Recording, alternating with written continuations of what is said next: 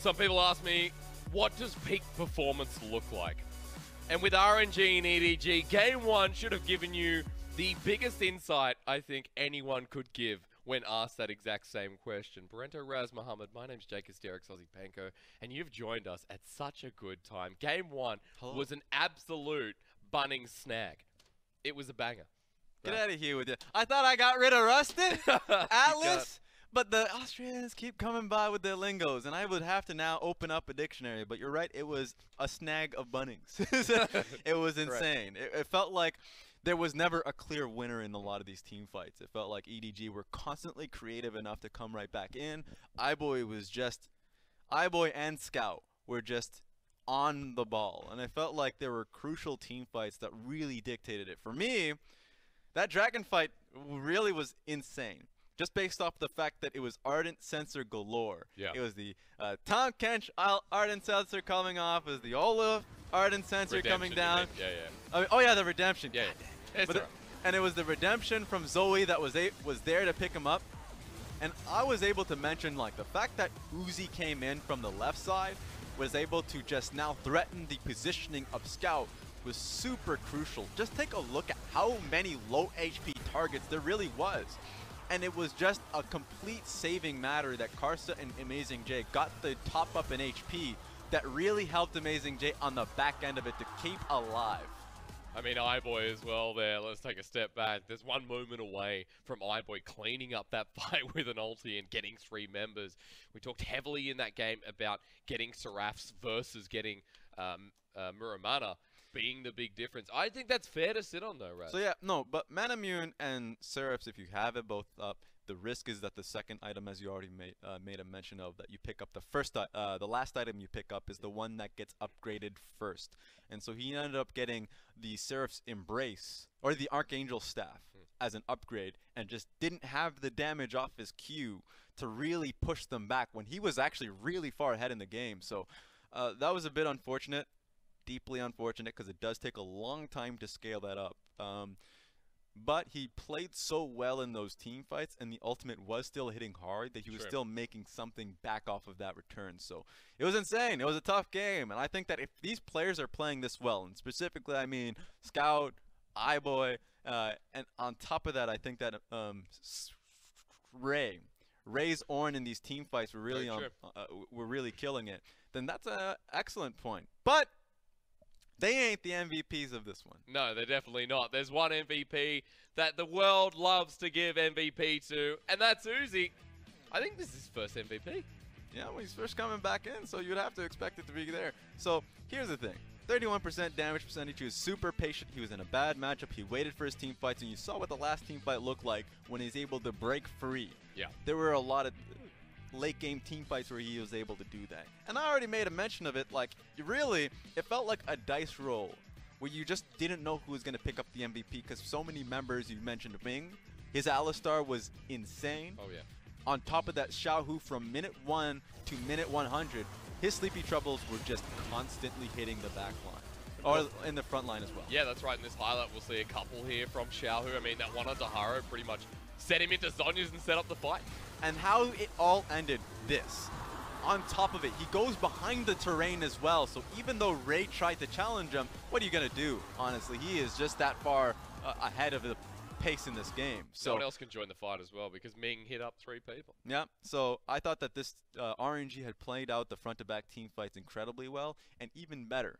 Because they recognized that the Kaisa was going to be behind for some time in this game, they were super patient on the bot side of the map, and a lot of the early game came through Xiaohu and Karsa, what we wanted to see from this team from the beginning.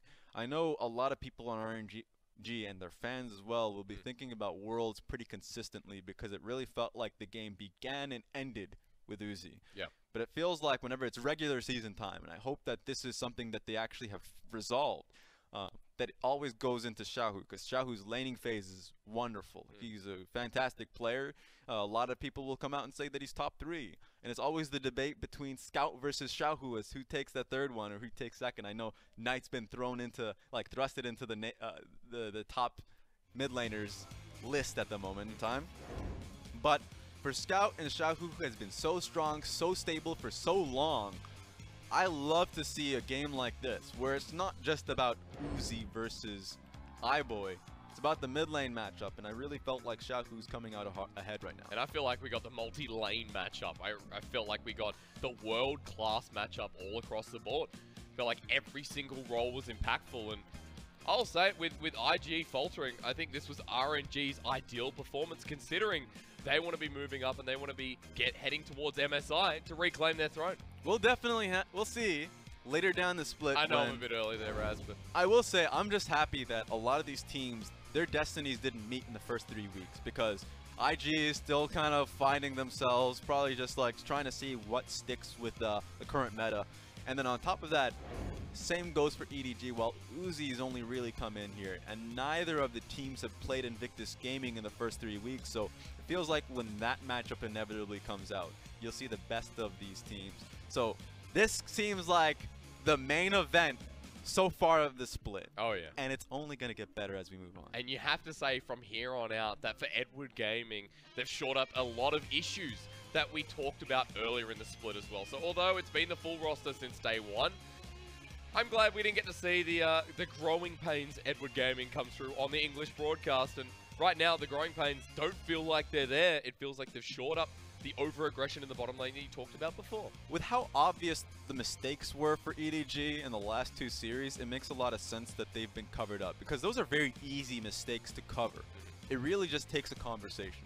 No lessons being learned, not like more scrims being played through, more just a conversation of what really is plaguing this team, because they have great shot calling with Meiko. Oh, yeah. And on top of that, we saw what these 5 players can do on the world stage. It doesn't make sense for them to be falling flat early on in these games, so it's nice to see them back on top. It definitely doesn't. And for RNG, they've opted into blue side once again, so it's going to be a very similar draft phase, or depending on what happens through here. Uzi getting his Karsa again.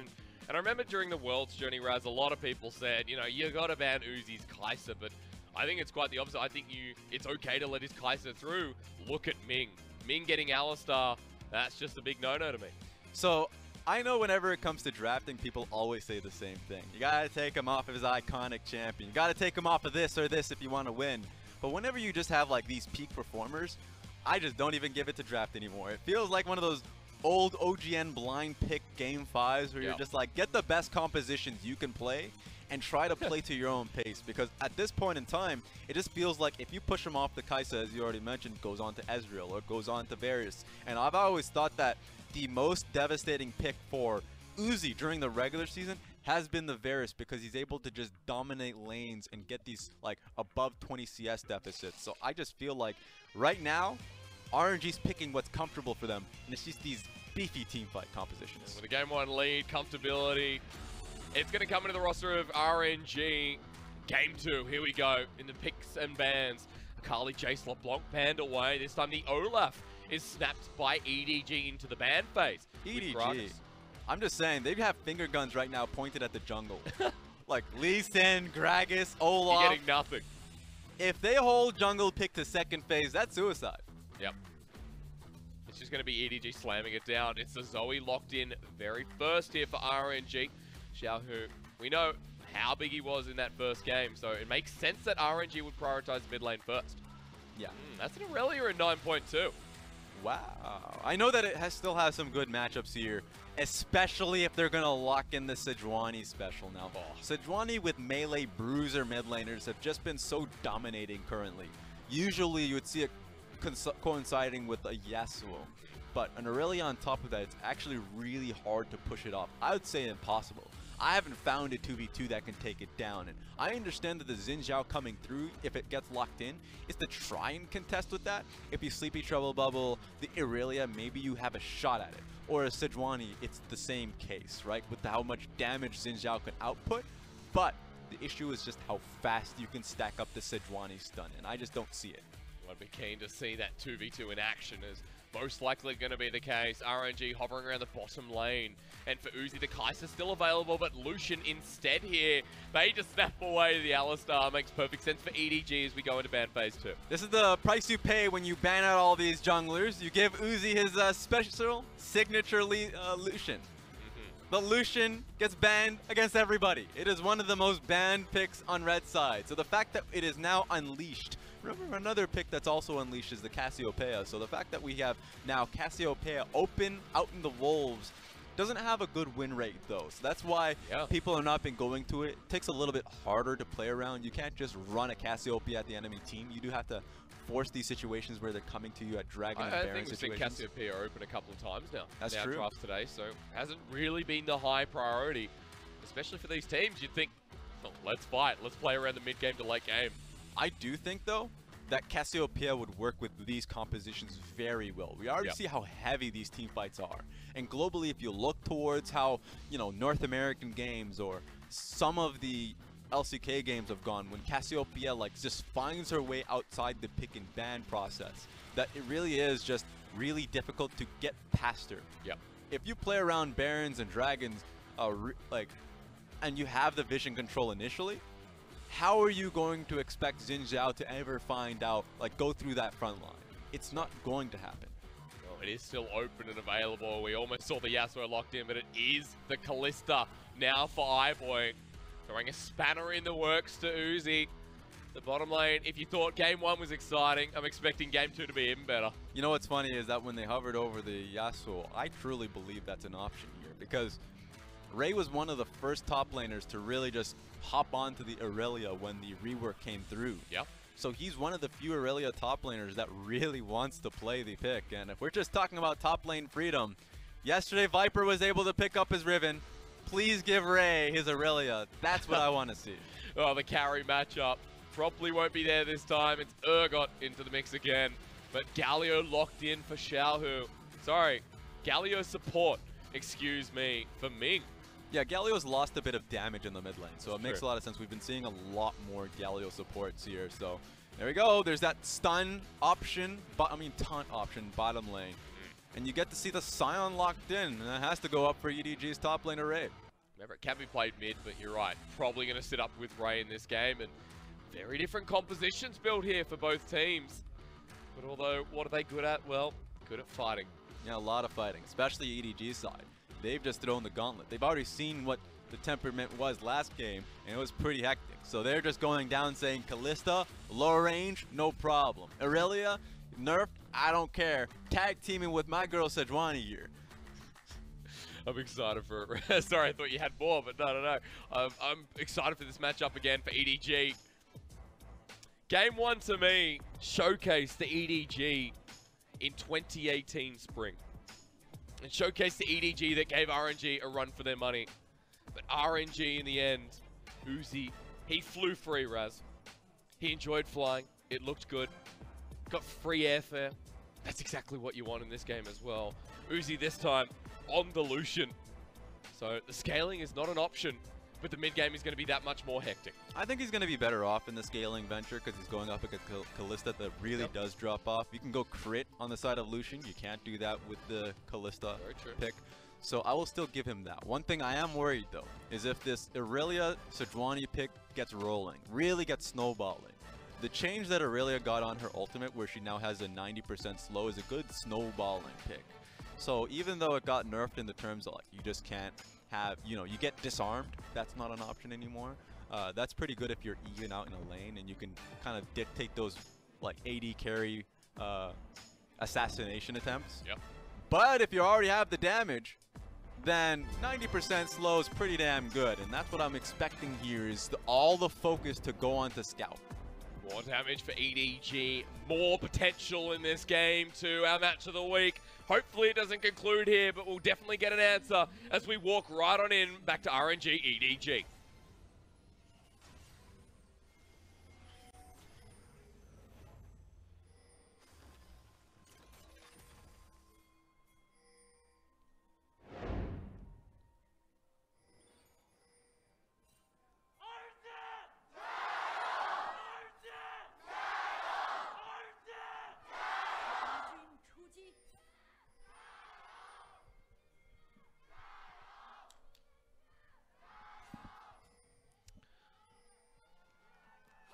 Okay. Alright, settle down, crowd. Settle down. They sell out no matter who they play. VG Gaming, Suning last year when they weren't as popular. So doesn't matter how popular the team is if you're going up against EDG, IG, RNG in Beijing, and that steel cage, it's always in their court. So, I mean, you could hear a little bit from EDG's crowd, but not enough. Definitely nothing compared to RNG. Some changes in runes this time around though, Raz. I want to divert your attention. Xiaohu has gone back to the airy on Zoe rather than the electrocute we saw earlier. So change in pace here for the mid laner of Xiaohu. Yeah, airy gives him more poke, consistent damage. I would say if you ever get the electrocutes, more so because you're willing to actually go in for auto attack trades a little bit more frequently, but it's just a ticking time bomb when you're dealing with an Irelia. Yeah. Even with the nerf that's come through, you still get the reset off your stun on W. And so like it just feels really difficult here, rather, to really deal with the Irelia. Because with area as well, you're going to be able to find yourself in a pretty good position when you pick up some of those W procs. Karsa just walking up to Haro. He wins the one-on-one at this point. And Haro knows that, has to back away from the Scuttle Crab. It's just given over to Karsa. He's walking right into the jungle as well. Yeah, that was really costly for him to be in an area of the map that he had no priority in. Because if you can sneak away the Scuttle, excellent, right? You were able to whisk a little bit of the experience away from Karsa and still move to the opposite side of the map where you have the experience there with the Krugs. But not only did he lose out in the Scuttle Crab, but now you know where his pathing was. You know where Haro is. If he tries to go in his wolf camp, you can push him off. At least in this case, Haro will have the Scuttle Crab topside. But at this point, it's actually so easy for Karsa to map out his next minute and a half. Just look at mid lane and top lane priority. Ray just walked in and damaged AmazingJ in that full wave. He's still taking damage. Xiaohu can walk up towards his top side. And Haro still level 2. AmazingJ, the whole of RNG just pushing up their lanes and had this information to play with. Yeah, worst case scenario, if Xiaohu can't come up and help him, he has redemption. And he was in range in the part of the river that he was in to throw it on top of AmazingJ. AmazingJ was fine. That's how crazy it is RNG-wise because, and I just mean the RNG of the W that you have on Zoe. Because his first thing he was able to pick up was the redemption. At 3 minutes in the game. Kind of maddening what you can get off of it. So it's really dictating the matchup here. I wonder if he gets anything beneficial off this next wave. Bottom lane again though, still looking towards it. Nah, I just want a Zoe point of view stream. Every wave that comes through, oh, we're not going to get it. No, we're not getting that, especially when Uzi's just been stacked into. Meiko, great flash away. That Justice Punch could have spelt death here in first blood. Yeah, good call. Whenever you're dealing with a Lucian, press the attack. Always have to get out of there because the trades are just going to pile up in damage. So pretty risky, and he doesn't actually have the ability to Hex Flash either, which is a surprise, so going to be paying for it. And while bottom lane is 10 CS ahead, the top side of the map is quite even, and something that wants to be influenced now by Karsa. Charging up the flash there with Flip, double flash in from Karsa. Can they get Ray? Oh! One more hit needed. They walk up the turret. Karsa gets it. Will he die in the process? No. Even angry Sion won't find it, but Haro's in here for the trade. Enough damage is being done. 1v2 here for Haro. He gets the permafrost, and Karsa's getting out 1-for-1. Well done. He chooses the easy target. If he went towards the Zhao, would have been harder to actually look for that kill. So easy to pick up AmazingJ, and actually helps out Sion get the first push here. So well done as a response, but man, just half a second off from getting another tower shot on towards Zhao's head. I think he was that close for the base, but look at this. He charges it up, flash on top of him, and it was such a close call. Look at Karsa. That close to in another tower shot, just like that. Half a second before he actually loses his life after that. Yeah, it would have been a 2-for-1 in the end as well. So playing it close there for RNG. At least Haro getting the trade-off. He was able to get deep vision as well onto the blue side jungle. So Haro, although behind, will make that response even more. Haro actually went up for the kill onto Karsa, also, or at least AmazingJ, because Ray got the auto attack off when he was dead. So he now has the assist gold. So that's really nice to be able to get the assist goal on top of Ray there. Bami Cinder is going to be nice into this lane as well, especially the way AmazingJ was pushing it out. He's moving towards the bottom lane. He's level 4. Sad base. Look at this. Oh no. Karsa level 5. He's coming over. Gets the slowdown. Haro going to continue doing wolves. Karsa not going to poke his head in, knowing that mid lane has no response as Xiaohu just went back to base. And remember, when it comes down to jungle pathing, he's found something different, but something more juicy. But the early tracking, when you lose this first Scuttle Crab and you know that he's going to be going towards his Wolf Camp, so suddenly you have the timer on Wolf Camp, 2 minutes and 30 seconds, you can just go right back and you'll probably find another Sejuani there. That's all been dictated. Karsa has been the best jungler at being able to time your buffs, nail you at the exact same time, call for adjacent lanes to either rotate with you or just keep pressure in their lanes. And so now he's made it so much easier for, let's say, AmazingJ to push up top lane because he knows that Sejuani's been bot side for a little while. Back and flash from Dave, you're more or less saying the same thing about Karsa, but it's just moving into RNG that has been accentuated here in this roster. Haro's 2 levels down, and as well as getting the timer on those Wolves Raz, Gromp was taken on the way out, I believe. I think he knows when blue buff is going to be up based on those timers too. He's now hovering around mid lane, waiting for Xiaohu to use that Proto Belt, as well as the Sleepy Trouble Bubble. So the 2v2 that we've been looking for EDG around mid lane, actually so hard for Sejuani to ever look for it. At this point, he's just trying to look for a counter gank. Not at the moment because he's picking up the Krug camp. Yeah. Most experienced there. Maybe be able to get the Scuttle Crab up top side. But once he is ready for it, oh no. Yeah, because now into the bottom lane, Karsa's found the 2v2, makes it a 3v2, and Ming getting the kill. It's going to be massive here for RNG. Yeah, and you know what? iBoy was already pretty far behind in terms of CS, and he's losing so much CS underneath this tower.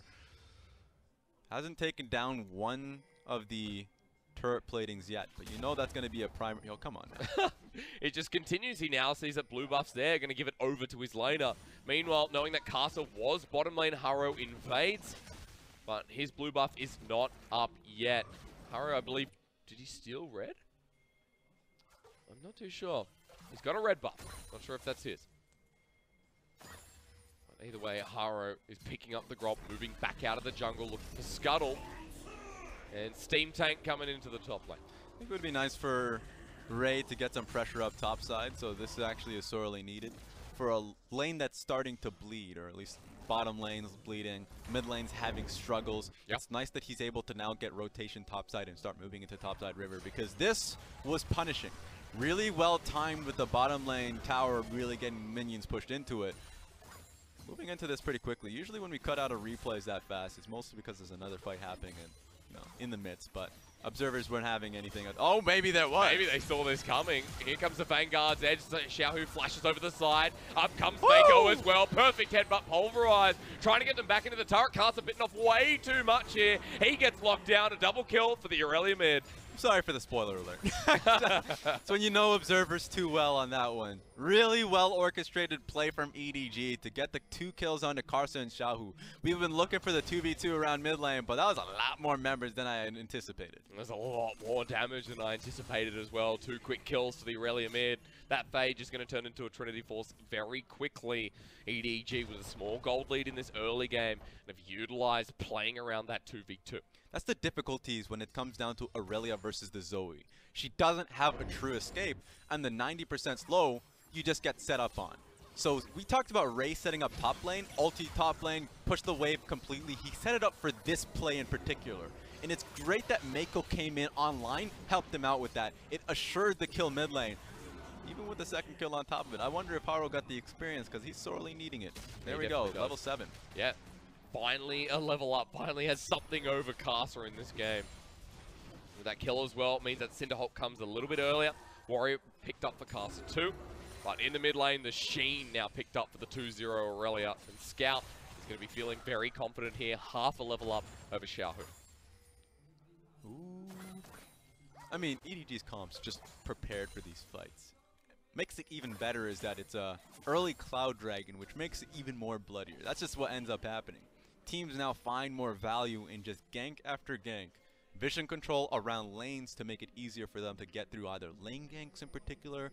You can already see Urgot leaving top lane after his shove so he can put down more vision. Vision control is there simply for the junglers to have an easier time to invade and gank. there for RNG. This is like an awkward first date. They don't see Karsa. Can the turnaround come through? Maybe not. Xiaohu's already dead. Galio coming in. The hero's entrance finds two with the knock-up and the shutdown. Now it's on to Haro, who does not have enough damage to survive this engage. Meiko coming in to save the day. And boom, there goes the dynamite from Karsa. Ray comes in, ambitiously so. The flash forward from AmazingJ. What? This is messy. I don't know what's going on. Meiko double knock-up. Meiko, oh boy, maybe saving the day, but who knows what happened in the end. He definitely saved the day. It doesn't matter how it gets done. The end of the day, he can go back to the bottom lane a hero. Because EDG were so confident in the 2v2, I thought they would have won that one. Yep. Galio coming in, just saving it out. We'll start from number 1 though. Minute 1. Getting straight on top of Zoe and eliminating him. It looks like an easy 2v2. But the moment they were able to kill Irelia and CC lockdown was actually so damaging because Haro was able to get 2 stuns off, and usually it's really hard to ever fight into that with the CC and damage that's to follow. But EDG were not prepared for the Galio to be coming from the bottom side of the map, and thankfully they can resolve it with Ray and Meiko coming in with a response kill. Yeah, it was a good timed ultimate there from Ming, but even better time from Meiko, who's showing off this game on the Alistar. Both these supports are just absolutely fantastic engages, and at the moment, sitting at the exact same score for good reason. EDG moving around this mid lane once again, Raz, but this time getting more deeper vision. And RNG, AmazingJ's pushing up. I'm not sure he's going to be safe here. Yeah, Irelia's coming in as well. They know that this play is going to happen. And iBoy, one support, Alistar comes in, can follow up with another knock-up. Here we go. AmazingJ gets the flip, but knocked back. Maybe no flip. The Ren stacks are going to come through, looking to get iBoy in the mix, but Permafrost locked down. Ren secures a kill for iBoy, his first one of the game. And RNG, what do they get out of it? Right now, they have to actually come in for a mid lane defense. Because you're right, RNG wants this mid lane tower, and EDG should be in position to defend it. Ray's coming in. Steam Train not available. And Scout Vanguard's edge is. They're actually just going to sit on the top side. iBoy, he has 30 seconds to pick up the turret plating. And RNG are on the back foot. Constant mind games. In the past, what this meant was just like more damage on towers, positional advantage, an investment on the tower so you can take it next and then come back for next time and deeper vision. But my god, you're getting such a massive payoff here just because it was Kalista just getting solo gold on herself just from turret platings alone. So EDG are really cashing out here. They really are. There's 10 seconds left. Ray will pick up not 1 but 2 bits of turret plating. Karsa's coming to the top side to negate any more, but turret plating will now fall. And EDG get pretty much the maximum you can expect from a small period of time. Usually once the clock strikes 14, a lot of people are pretty sad because you can't get access to turret plating anymore. But at this point, turrets are just paper. So for Kalista end up backing right there when the wave was getting pushed into tower, I would be pretty afraid. Xiaohu again. Karsa's coming in, but the paddle star falls short. That's because Scout is ready to tiddly-tat around the bush. Game over here. Pretty much just the bring it on sign. The people's eyebrow. Just saying you want to come in on this one. I have Haro well protected.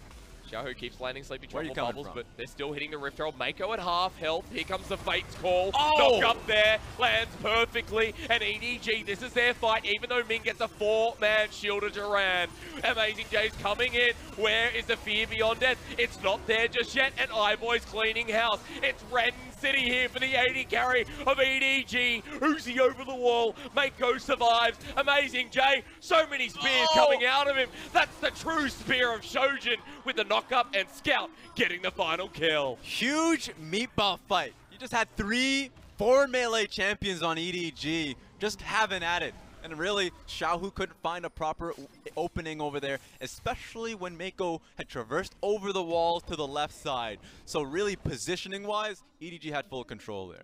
Really well done. EDG are just coming out of the woodwork here in Game 2 like they did in Game 1. I hate the fact that they slow-mode the first part rather than the point of impact there. Uzi was going wild here, but like what?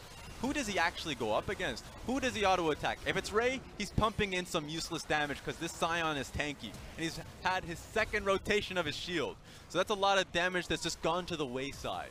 So really difficult now for RNG to actually pick up a lot of these team fights if they don't immediately pick off the beefier members of Sion, Sejuani, or Irelia. On that note as well, they almost got the Irelia and Scout. The chem drill was in. He was so close to that health threshold. With that Fear Beyond Death, that would have been a 3-man. And it could have gone very differently for RNG, but EDG, look at their carries right now on the board. There's a bounty somehow on Meiko. But of course, that's what you expect after he started and ended a lot of these fights. It's crazy. Once you start having the kills really stacking up, that's when the support has to be afraid of giving away the gold. You don't usually see the gold bounty being on top of their heads. It's like the most aligned with iBoy as well. Trying to get a pick over the wall is EDG. At least RNG breaking over top lane outer, but Rift Herald now dropped down for EDG in the mid lane. And RNG are going to struggle to defend. Really? Sleepy Trouble Bubble works on that thing? I didn't even know. At least it slowed it a little bit. Yeah, slowed it a little bit. But this is going to be difficult. Not only is it full on, just going to be charging at the tower, but a wave to follow up on it. Gets the full charge, but not the kill on the turret. EDG can't push forward as RNG stack 5. All right, good rotation. A lot of teams have actually failed to look to defend that, but you saw AmazingJ look to rotate. Uzi and Ming, after pushing up top lane tower, came in and helped as well. So keeping the mid lane tower up is so crucial, especially post 14 when it loses the initial resistances. Here comes EDG. Well, maybe a bit confident. RNG 2-man knock up with the Fates call. Trains in. Uzi is going to die and is dead. iBoy says, I'm the better AD carry, and he's showing it this game. Man, they threw everything at him. I'm not even going to put it to iBoy. That was literally every member throwing an ultimate at him. Even Scout throwing his ultimate at missing. All that matters is the kills, Raz. You got to look two-dimensionally. And RNG right now, they're not looking two-dimensionally, but EDG are going that dimension beyond. Red buff contested, but given over to Haro in the end. EDG with that pick as well, they weren't able to get mid-turret, but more resources going over with the 2k gold lead. I don't think they have to worry too much about this mid-turret going down as long as they're able to take bottom lane turret. Bottom lane turret means that they can immediately rotate towards the red side jungle, which has the most valuable camps on the map. Then you can, like, we already saw them contest red, pick it up. Good to see Karsa picking up Raptors now, because the next Raptor is really what's going to be contested here. The warding.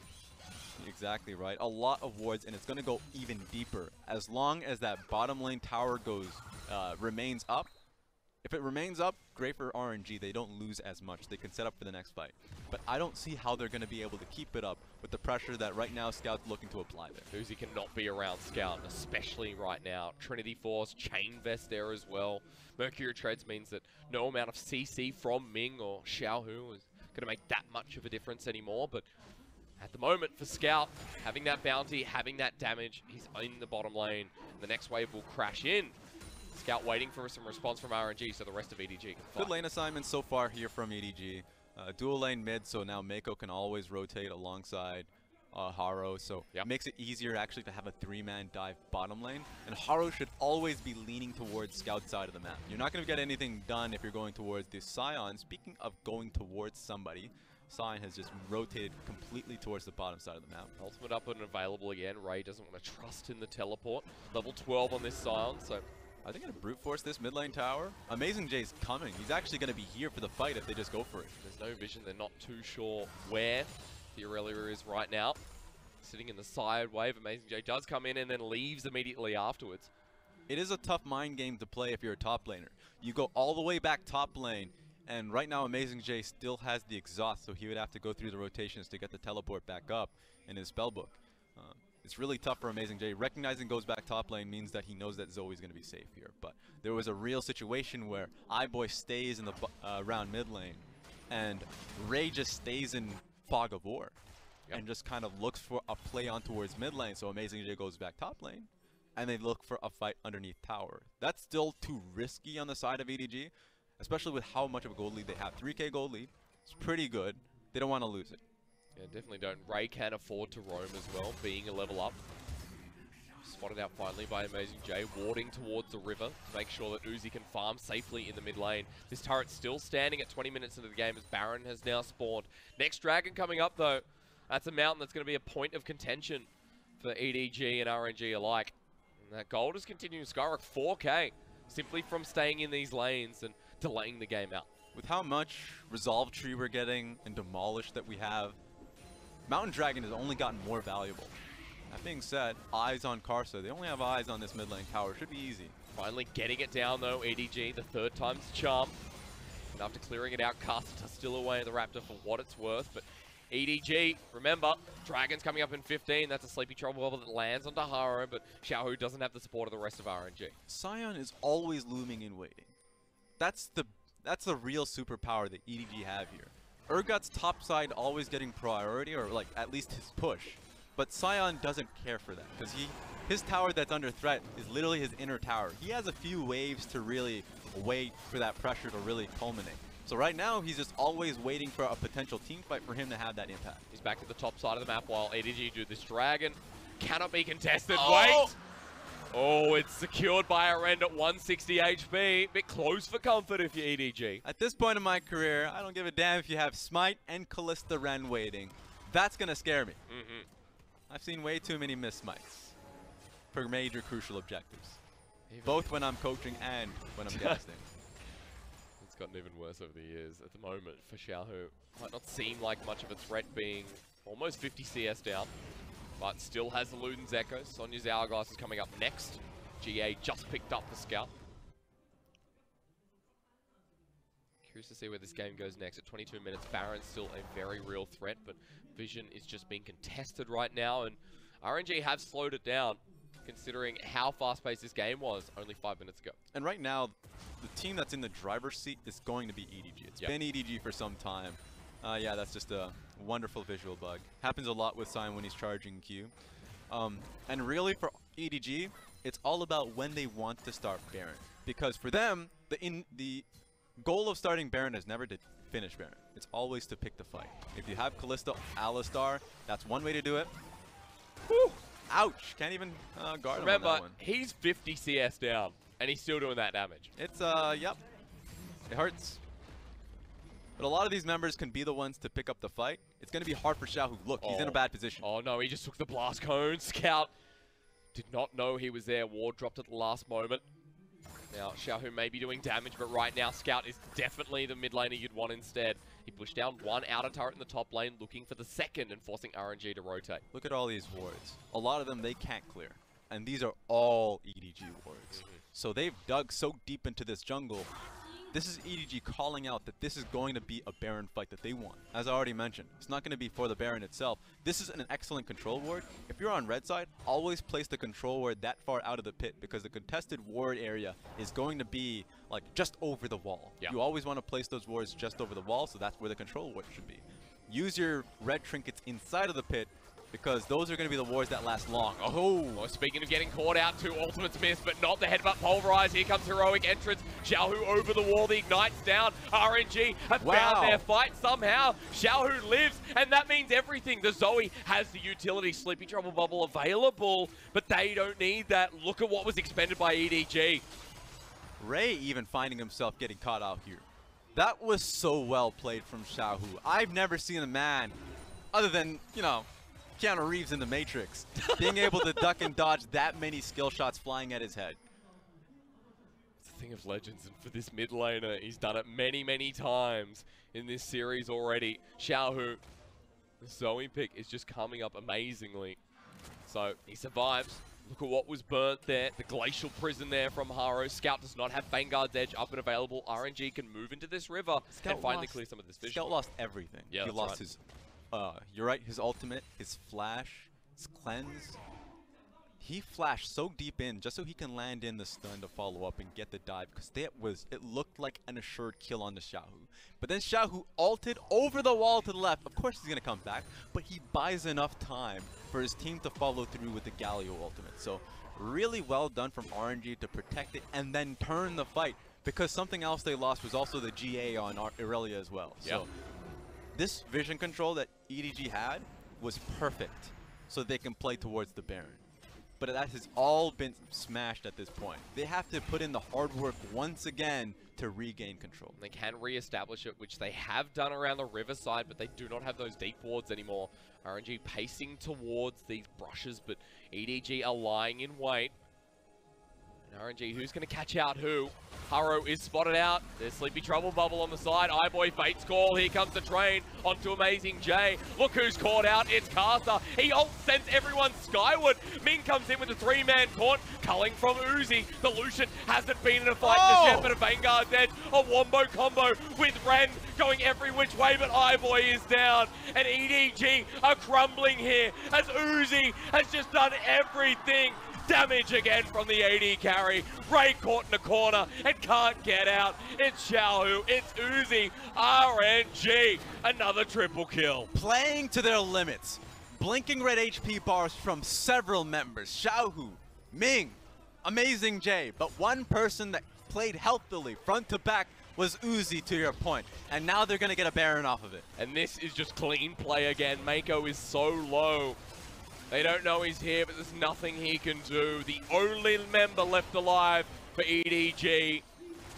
And RNG, with death timers like this, can they get Baron? There's not enough damage just yet, and Xiaohu's low. You're going to have to just give it away. Unfortunately, not only is AmazingJ a great tank to be able to tank up Baron, but the passive's coming up, level 14. HP damage galore on this buff. So easy objective for RNG to bring it back. And now the gold. Doesn't matter once again. A nail biter of a series already.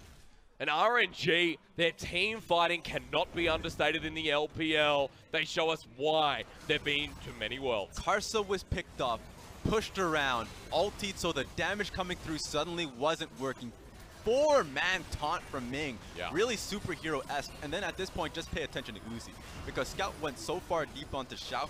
Xiaohu was taking a bunch of the damage, but Uzi was firing off on Ray, ends up finding Scout, picks up the kill on Haro, and Meiko has to make a run for it. So, such a great front to back overall that there was nothing you could do if you're EDG. Xiaohu somehow did not die again. And this mid laner adds to the mix. Ming is the playmaking king.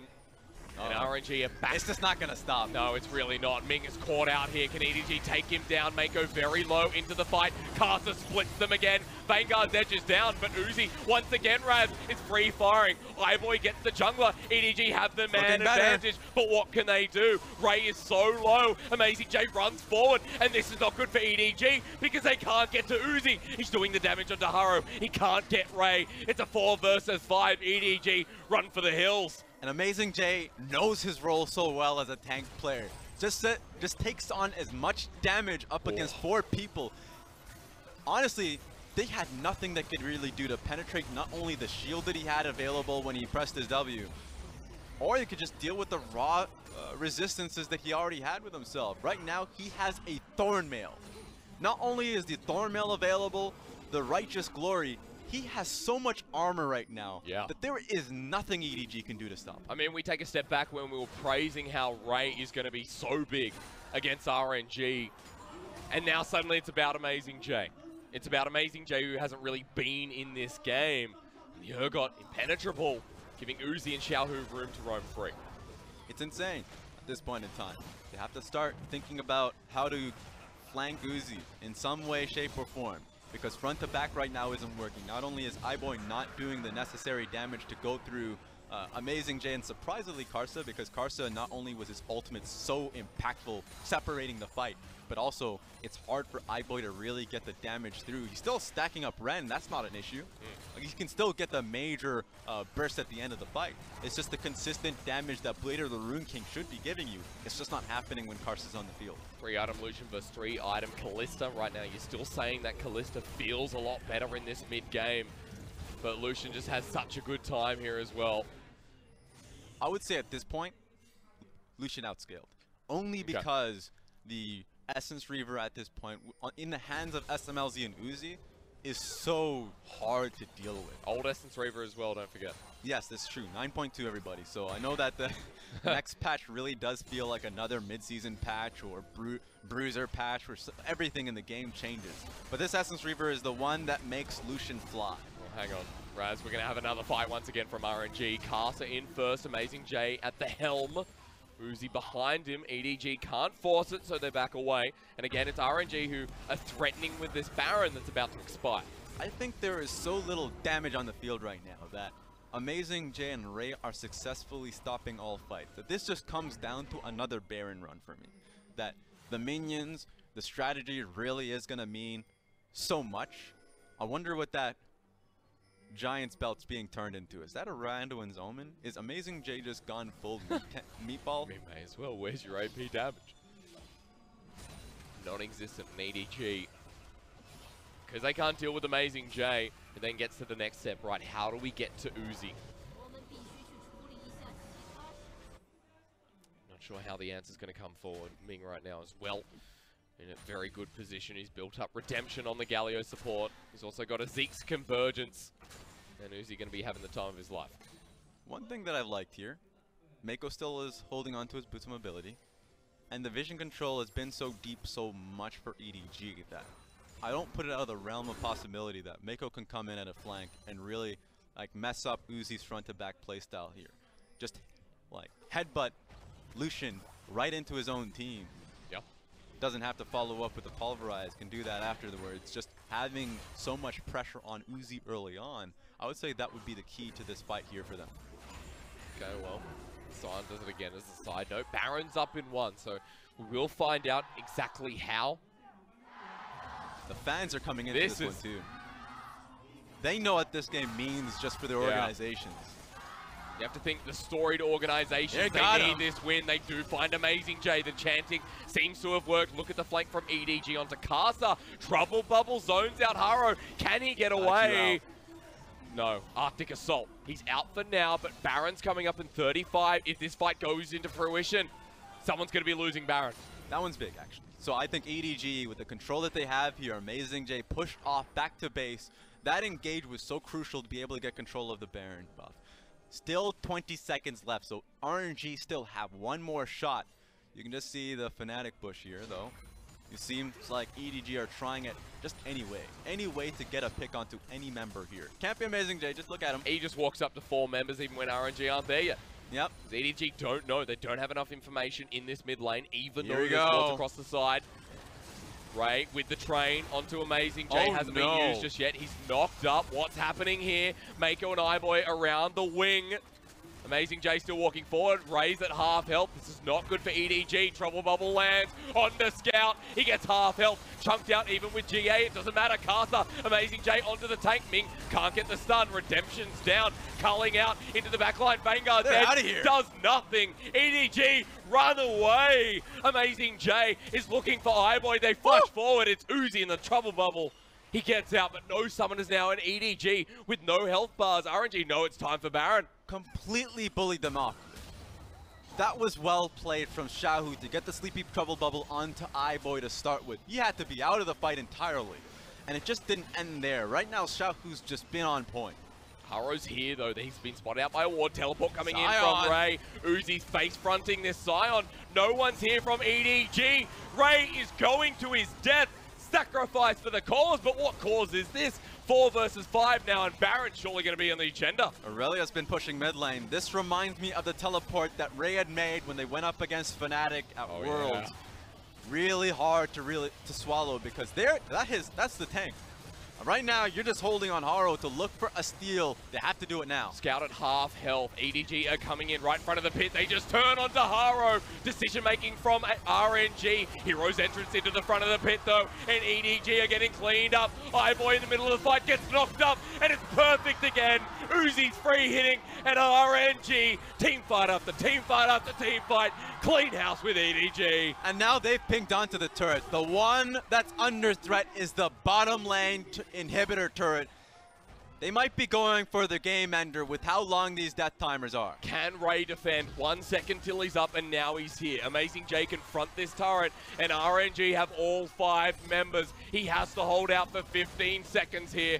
Ray, the inhibitor's gone, but can you defend the Nexus? He has to go all in. He has to try 15 seconds Shield on iBoy. They don't care about him. They're taking the Nexus turrets out instead. Get in there. Here comes the trains here, but the train's already left, and RNG once again cement themselves as one of the best team fighting teams in the LPL. They take down EDG 2-0 clean fashion. What a hard fought battle for both of these teams. EDG with that early game pressure, but the team fights, hysterics. That's what matters, as you mentioned.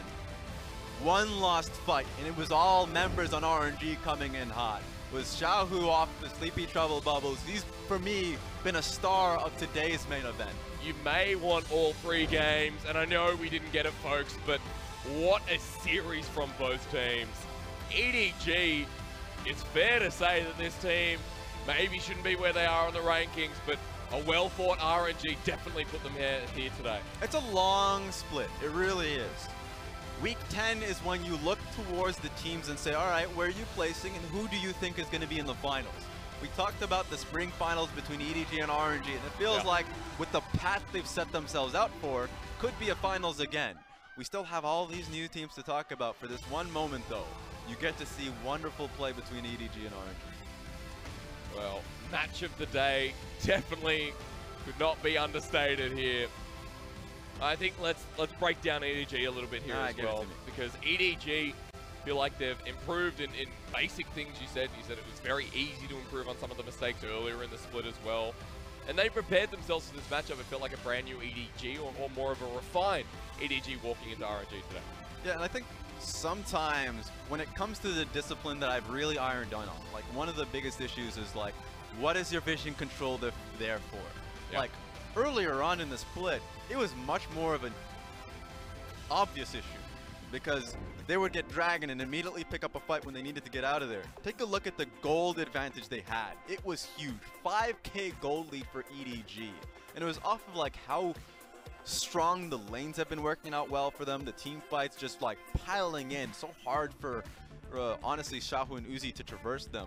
But then it was all on that one dive that they tried to make onto Xiaohu when they pulled into the blue side jungle, tried to get the pick on him, and Scout lost everything. He didn't die, but it felt like he did.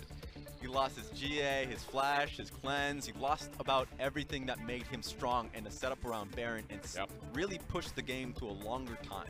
And considering a step back to the first 5 to 10 minutes when that gold lead was in favor of RNG, it was Haro getting out jungled. You speak a lot about the early game and Karsa, especially having a really big impact in that second game.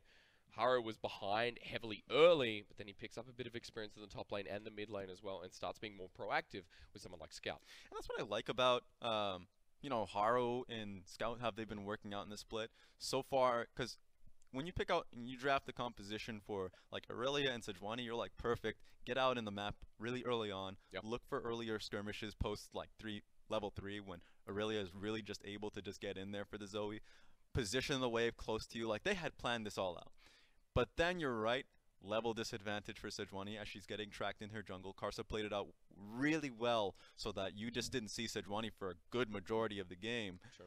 Finally did end up going back to mid lane, and it works well for Sejuani because they were patient enough to really wait for the play, even waited enough for like Ray to push out top lane, move in for mid lane, call in Meiko from the bottom side of the map. These are plays that you see in EDG at their best. That being said, RNG came in better.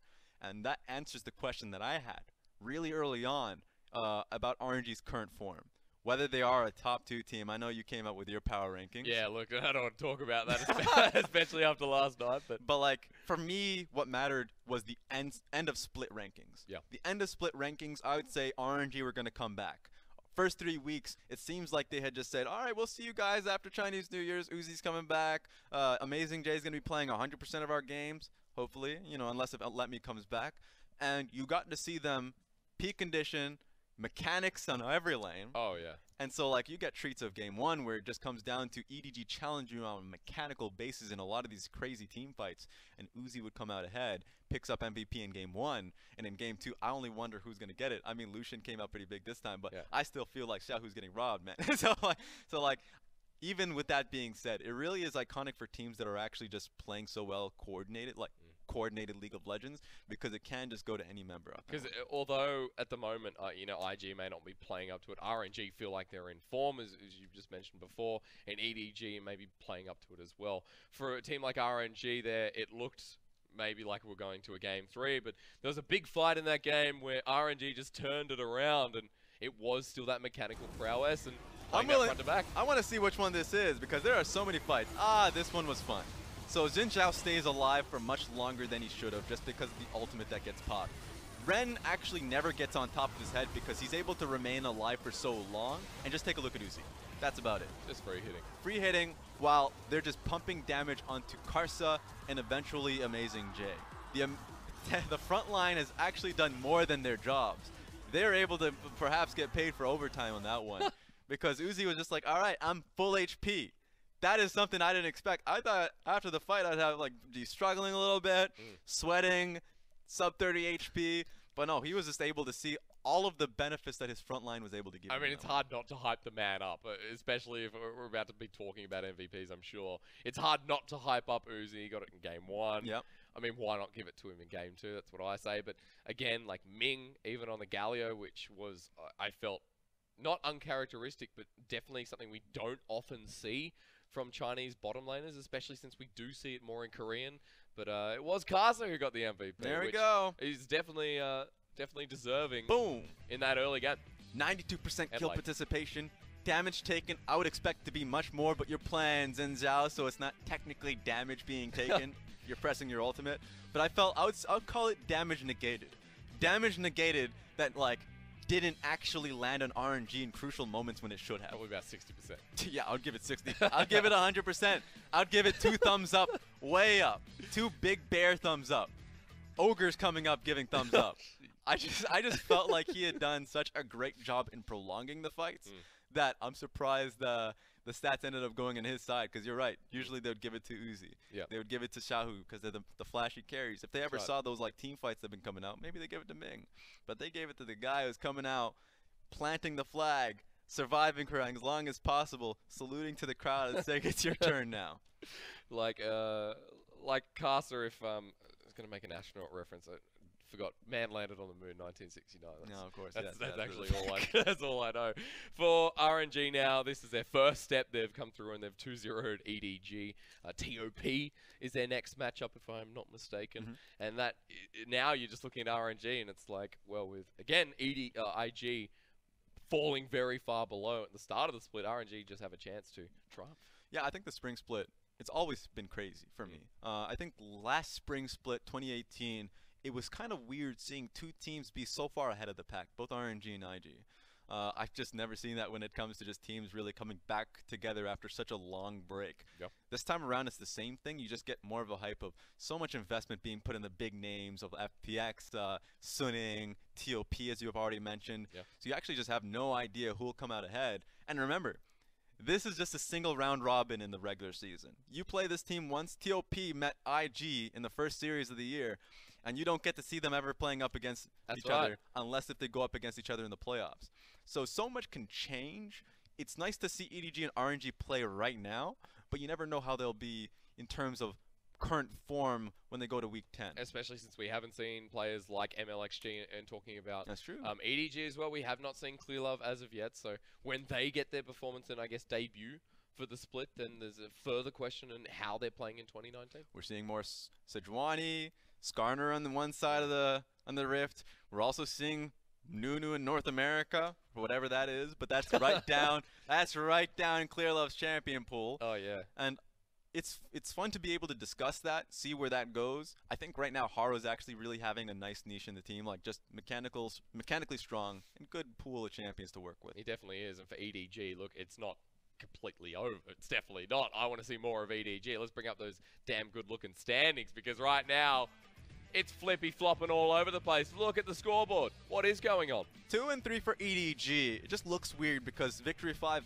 had played haven't played an extra game. So points-wise, game difference, it makes sense that they're above EDG. Yep. Just want to see that team play one more time with how well they performed last time. But taking a look at the teams that have actually played games, RNG 3-1. So they're just right back up there after they've only played 2 series, just before Chinese New Year's. Coming right back, Vici pumping out that win. Same with EDG. So they're right back on top. I think standings right now are just magnificent, because FPX is still up there undefeated after their earlier win. Wow. I mean, I don't know what's going on in LPL for this year, for this spring split, excuse me, and I'm kind of excited because our top 6 at the moment, or our top 8 rather, apart from EDG, are probably where they should be.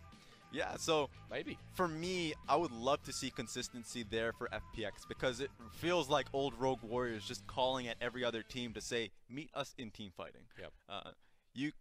We have incredibly talented players left and right. We do. and we just want to look for you like these incredible team fight engages. And right now, RNG is looking like they can take them. I just want to see that. There are so many matchups that I want to be able to see. But right now, top of the table looks really chunky. Seeing RNG back in the mix. Because we don't have RNG versus IG on another note as well. That's late into the split. Yeah, yeah. It's actually quite late into the split. Yeah, it's like week 9, week 8, around there. Someone knew IG we're gonna flop at the start of the split. Nah, get them ready. Get them ready for that. Someone has inside information. Hey, let's have a look at tomorrow's schedule for you as well, because the LPL English, of course, is back tomorrow. You don't have to sleep on it. Well, you probably should. But Snake versus BLG is our first matchup, Raz. Yeah, Snake versus BLG. I love this one just because Snake just plays up the teams. When they played up against Invictus Gaming, they lost the series, but they looked good in doing it for whatever that's worth. So for me, I have no idea who's going to win this series. But for TOP versus JDG, oh my God. JDG is looking so good. Yeah. They're looking so good at the moment. So at the moment, you could say in terms of power ranking, if you want to use that word, some people will rate them top. Thank you. Thank you. You can rate them as the best because right now they're thrashing teams. Invictus Gaming was a great win that they were able to pick up there. Huge. And so now going up against TOP, that's had a very easy front schedule. I think after they lost to Invictus Gaming as their first series, they just haven't lost. So that's going to be really fun. And the first tested TOP since their loss versus Invictus Gaming. That's right. So it'll be JDG first, and then I believe RNG in the following week on the Saturday or Sunday. And I think we're back for that anyway. However, that's it for us here tonight. Thank you so much for joining us. RNG versus EDG will go down in history until we get our next powerhouse of a match here in the LPL. It's going either which way, and the LPL is going absolutely crazy. Thanks to Raz for dealing with whatever the hell I just said, and thank you to production for listening to me too. We'll be back sometime soon, tomorrow, for the LPL in fact.